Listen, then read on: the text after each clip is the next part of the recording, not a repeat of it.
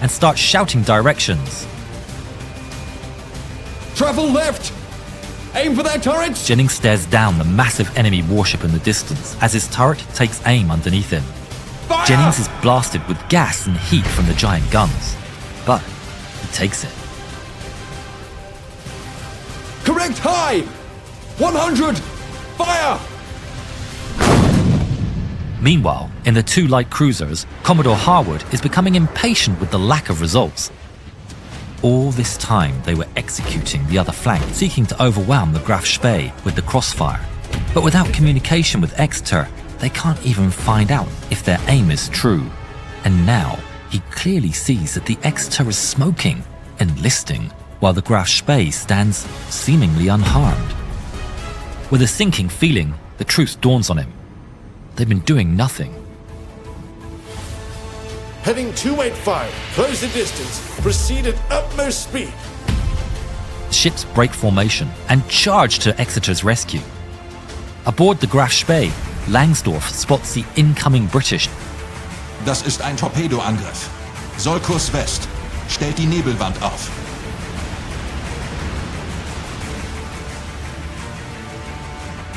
But Exeter isn't done yet, Heading 270. and their last turret is being commanded by what seems like a madman riding atop. But still, they chase after the Graff Spee, firing with what little they have and scoring hits across the superstructure. The Graff Spee turns all its guns towards them, and they open fire. The massive volley falls short by the smallest of margins, creating a huge splash just in front of Jennings' face. But he's unfazed. You've got the range! He Fire! calls for more, but the gun doesn't move. What's going on? We've lost power. It can't traverse. The water has filtered through the damaged hull and short-circuited the turret systems. Bloody hell! We've lost the Y turret. Tell the captain. Sir, white turret has malfunctioned. Captain Ball is furious, with fire in his eyes. I'm going to ram the bastard. It'll be the end of us, but it will sink him too. Order to ram it. Turn starboard. Starboard! The Exeter, in flames and out of options, turns to ram the enemy. But then, a salvo of shells brackets the Graff Spee. The light cruisers Ajax and Achilles have gotten past the smokescreen and have opened fire with vastly improved accuracy.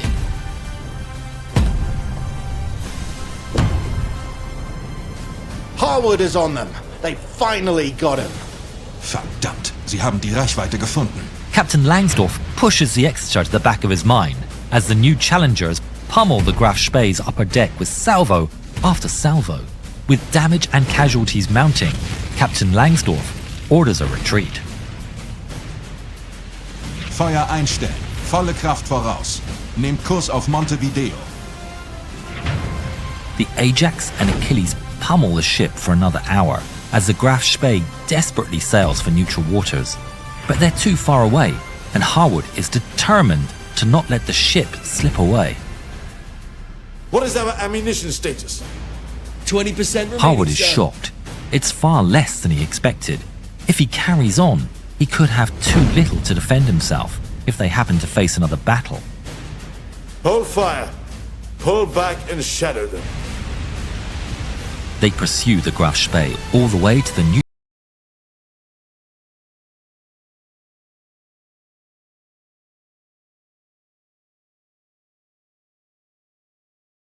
neutral port of Montevideo, Uruguay.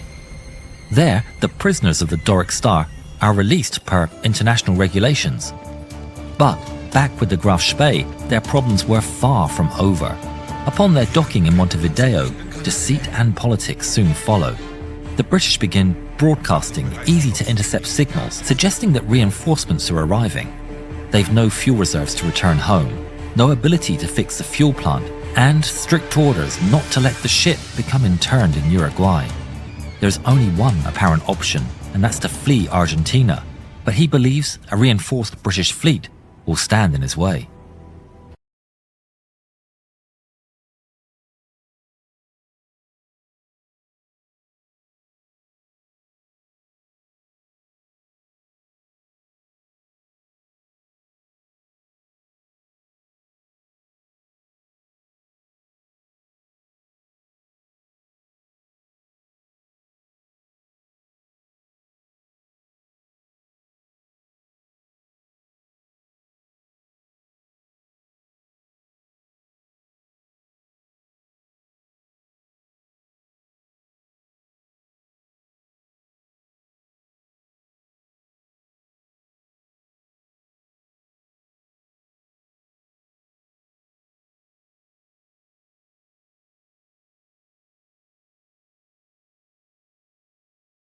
Ich glaube nicht, dass wir eine andere Wahl haben.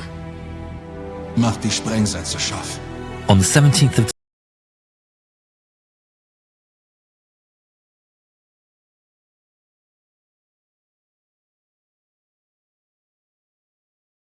the ship, with only Langsdorff and 40 other men aboard, moved out of the Uruguayan waters. It was a devastating blow to Langsdorff. High Command blamed him completely for Admiral Graf Spee's end.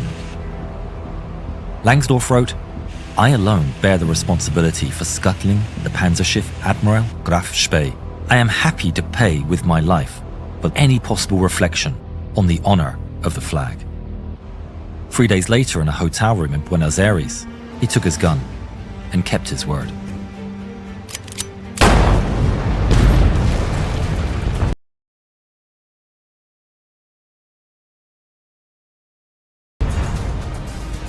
Commodore Henry Harwood was promoted to Rear Admiral and knighted for his leadership.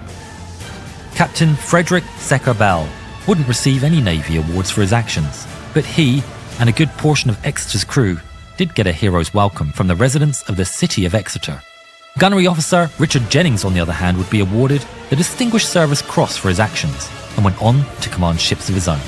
All 3 men would survive the war. Thanks again to World of Warships.